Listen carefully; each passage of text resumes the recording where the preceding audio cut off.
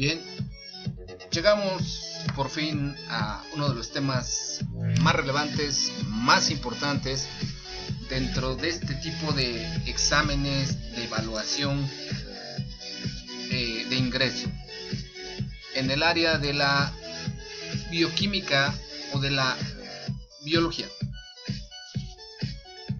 Es la transformación de materia y energía. La principal forma de transformar la materia en energía es el proceso de la fotosíntesis. La fotosíntesis como proceso de transformación de energía y como base de las cadenas alimenticias. Como ya habíamos dicho, las células son el organismo más importante de todo ser vivo. Son el elemento más importante de todo ser vivo. Entonces las células obtienen sus materiales y energía tomando del medio los nutrientes necesarios para poder convertirlo en sustancias que requieren para efectuar su metabolismo. La nutrición puede ser de dos tipos, autótrofa y heterótrofa. Recordemos que la nutrición autótrofa es que los organismos crean sus propios nutrientes o sus propios alimentos. Y la nutrición heterótrofa es donde se alimentan de otros seres vivos. La fotosíntesis es el proceso que permite a los seres vivos transformar la energía luminosa en energía química, así como que las cianobacterias, plantas y algas elaboren su propio alimento. Por ello son llamados organismos autótrofos. Los organismos heterótrofos, como los animales, por lo tanto dependen de los seres autótrofos para obtener su alimento. En la nutrición autótrofa intervienen varios elementos como la luz, el agua, el dióxido de carbono y los cloroplastos. Recordar que cuando vimos la teoría celular dije que solamente las plantas o los vegetales contenían dos elementos celulares llamados vacuolas y cloroplastos. En los cloroplastos se encuentra la clorofila y por medio de esta clorofila es que se desarrolla el proceso de la fotosíntesis. Este mecanismo en general tiene como objetivo producir carbohidratos o hidratos de carbono, como la glucosa. La glucosa es un carbohidrato que en exceso hace daño, pero que es una fuente de energía primordial para el desarrollo de cualquier función del cuerpo humano, para proporcionar energía química inmediata y con ello ser la base de la cadena alimenticia. Otro producto de este proceso es la formación de óxido gaseoso, O2. La ecuación general de la fotosíntesis. Bien, en síntesis, ¿qué pasa en los cloroplastos? Los cloroplastos tienen un estroma, una membrana interna, una membrana externa, una grana y tilacoides. La reacción de la fotosíntesis es una reacción por medio de la cual las plantas o vegetales producen el oxígeno que respiramos. Las plantas, como sabemos, son seres vivos que nacen, crecen, se reproducen y mueren. Ahí está el ciclo de la vida.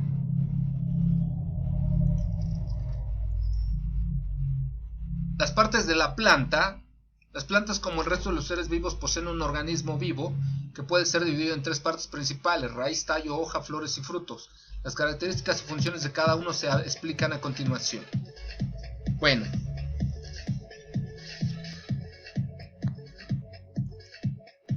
la raíz es el órgano que se encuentra debajo de la tierra. Su función es sujetar la planta y absorber las sales minerales y el agua del suelo. Toda raíz consta de raíces principales, que es la parte más gruesa, y raíces secundarias, que salen de la raíz principal y no son tan gruesas como aquellas. El tallo es la parte de la planta opuesta a la raíz, generalmente crece en sentido vertical hacia la luz del sol. Las hojas es una de las partes más importantes de los vegetales, puesto que es la parte de la planta que está encargada de realizar la fotosíntesis a través de los cloroplastos y la clorofila, así como la respiración y transpiración vegetal. Las flores son el órgano reproductor de las plantas. A partir de ellas se producen los frutos y las semillas. Las semillas germinan y originan una nueva planta. Las flores están formadas por tres partes: cáliz, corola y péndulo floral. Los frutos. Después de la fecundación del óvulo femenino por el polen masculino, se produce la formación de los frutos. El fruto se origina especialmente por el engrosamiento de las paredes del ovario, aunque algunos frutos tienen otro origen, ya que pueden proceder del engrosamiento del receptáculo floral o de otro lugar de la flor. Las plantas fabrican su propio alimento, a eso se le llama como fotosíntesis. Es el proceso mediante el cual las hojas de las plantas transforman la energía solar en energía química. Esta energía es almacenada en forma de almidón en los frutos, en los tallos, en la madera y en las hojas de las plantas y sirve para alimentar a otros seres vivos. Esto lo hace gracias a dos fases, la fase de luz o la fase luminosa y la fase oscura. En la fase de luz se relaciona con los tilacoides del cloroplasto, en donde la energía luminosa se transforma en energía química ATP, adenosin de trifosfato. Con esto se rompen las moléculas de agua que liberan oxígeno a la atmósfera e hidrógeno que se utiliza en la siguiente fase, la fase oscura. Se lleva a cabo en el estroma y en el hidrógeno reacción con el dióxido de carbono absorbido por las hojas, dando como resultado la producción de glucosa. Las plantas tienen varias estructuras con las cuales llegan a cabo sus funciones, como ya vimos, raíz, tallo, hojas, flores. En esencia, la fotosíntesis es el ciclo de la naturaleza o de la vida que permite la respiración y el ciclo del carbono. La vida en el planeta es mantenida por dos de los grandes procesos químico-biológicos que mantienen nuestra Tierra, la fotosíntesis y la respiración. Lo anterior se puede expresar como una lucha entre cloroplastos y mitocondrias. Los primeros fabrican moléculas, descomponen agua y producen oxígeno. La mitocondria las degrada, produce agua y genera dióxido de carbono. Esto se explica en el ciclo del carbono. ¿Qué es el ciclo del carbono? El carbono forma parte de los compuestos orgánicos de los seres vivos en el aire. Lo encontramos en forma de dióxido de carbono, CO2, y la proporción que representa es sostenida por plantas y animales, ya que es el producto final de la respiración y de los procesos de combustión. Una parte es captada por organismos autótrofos para llevar a cabo la fotosíntesis. El resultado de este proceso es la formación de glucosa. Los heterótrofos consumen el carbono en biomoléculas que funcionan como nutrimientos, obteniendo energía a partir de ellos. Así el carbono regresa a la atmósfera durante la respiración. También hay dos tipos de respiración. Es importante saber esto, que hay dos tipos de respiración: respiración aerobia y respiración anaerobia. La respiración aerobia se da con presencia de oxígeno y la respiración anaerobia se da aunque no haya presencia de oxígeno. Todos los seres vivos requieren de un constante aporte de energía para realizar sus funciones vitales. Algunos la deben obtener mediante la degradación de moléculas producidas por la fotosíntesis. Otras, como en la respiración, la glucosa pasa por un proceso de oxidación y el oxígeno se reduce. A esto se le llama proceso de oxirreducción o oxirredox. Quiere decir que la glucosa pierde electrones y el oxígeno gana electrones de valencia, si lo relacionamos con la química. Esto permite la liberación de energía en forma de adenosin de trifosfato o ATP, dióxido de carbono y agua. Como en este proceso se requiere la presencia de oxígeno para romper a la glucosa, se le llama respiración aerobia. Asimismo, la respiración aerobia se realiza a través de tres fases muy importantes: la glucólisis, el ciclo de Krebs y la cadena respiratoria. La glucólisis es donde energéticamente se obtienen dos moléculas de adenosin de trifosfato o ATP. El ciclo de Krebs es el que se da al término de esta y se obtienen dos moléculas de adenosin de trifosfato. La cadena respiratoria es donde se obtienen 34 cadenas de adenosin de trifosfato. Bueno, aquí es algo bien importante que no quiero dejar pasar. Antes que nada, una vez que se genera la fotosíntesis y se obtiene glucosa, si no se aprovecha como fuente de energía, se da el ciclo de Krebs, y este ciclo de Krebs es un proceso muy complejo por medio del cual se genera y nace lo que se conoce como piruvato, ácido pirúvico o ácido cítrico, es decir, el sabor amargo de la vida. Vean cómo la vida es sabia y no se equivoca. La naturaleza, la madre tierra naturaleza no se equivoca. Nos da el sabor dulce por medio de la glucosa, nos da el sabor amargo por medio de los ácidos, las naranjas, las piñas, los limones, las limas. Y bueno, después de eso, si no se aprovecha el ácido pirúvico, que el ácido pirúvico es vital porque, por ejemplo, el ácido pirúvico permite la formación del ácido ascarboico, y el ácido ascarboico o ascórbico sirve para como vitamina C. que es muy importante para que se combata la gripe, el sistema inmunológico esté al 100, esté totalmente fortalecido y evite la entrada de virus.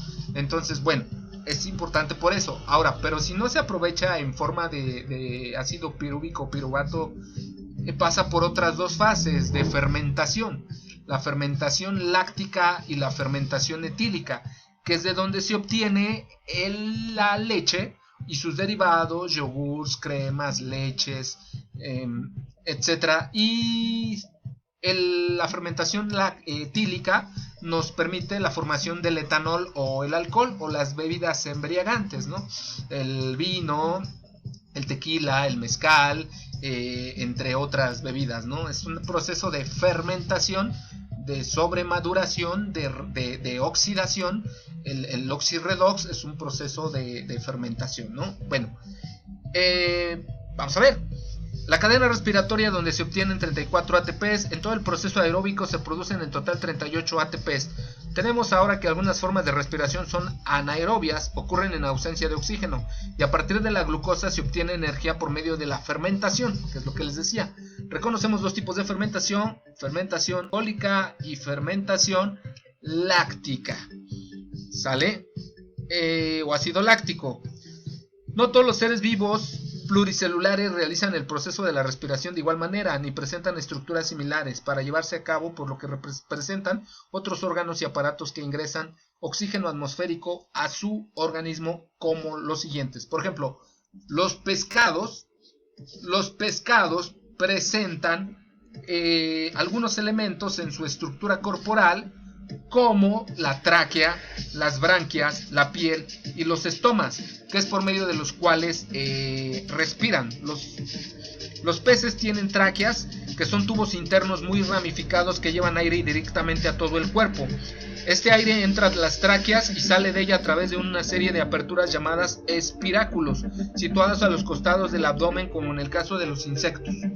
Branquias: membrana que se encuentra protegida por una tapa ósea de nombre opérculo, que crea una corriente continua sobre las branquias, bombeando agua por la boca y expulsándola por el opérculo justo detrás de las branquias. Así se extrae el oxígeno del agua.